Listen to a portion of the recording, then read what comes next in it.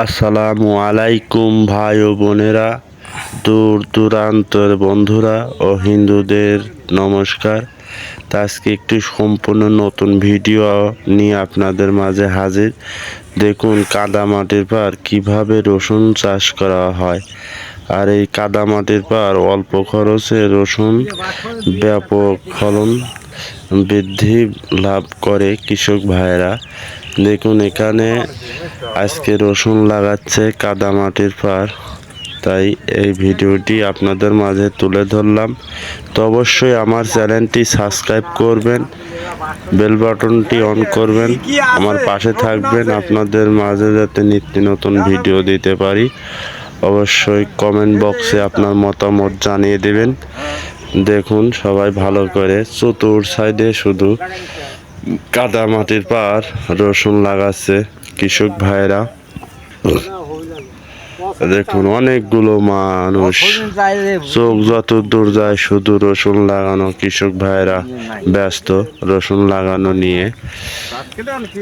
কেউ রসুন লাগাচ্ছে, কেউ খ্যার দিয়ে, কেউ ধানের খোটো দিয়ে, লাড়া দিয়ে রসুন ঢেকা নিয়ে ব্যস্ত। দেখুন যত দূর চোখ যায় অত দূর শুধু এই মাঠটায় অনেক রসুন। তা আজকে এই জমিতে যে কৃষি ভাই লাগাচ্ছে, দেখুন রসুনটা লাগানোর নিয়ম হচ্ছে হাতকে 5টা অথবা 4টা, দেখুন ভালো করে উনি খুব যত্ন সহকারে রসুন লাগাচ্ছে। আর এই দেখুন গাবলায় রসুন কত সুন্দর ঝকঝকা, একটি খুদে দানা নেই। আর উনি এভাবেই একের পর এক যে হাত থেকে নিয়ে লাগাচ্ছে। এভাবে কাদামাটির পর লাগানোর পরে কৃষক ভাইরা এই রসুনগুলোই ঢেকে দেবে।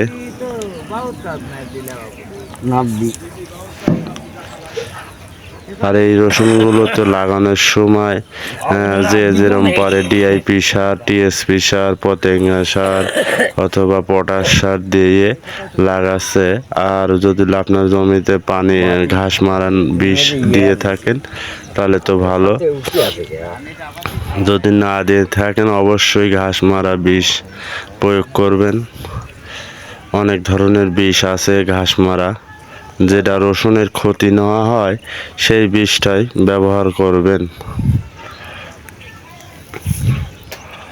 আমি আবারও আপনাদের মাঝে রিকোয়েস্ট করতেছি, আমার চ্যানেলটি অবশ্যই সাবস্ক্রাইব করবেন।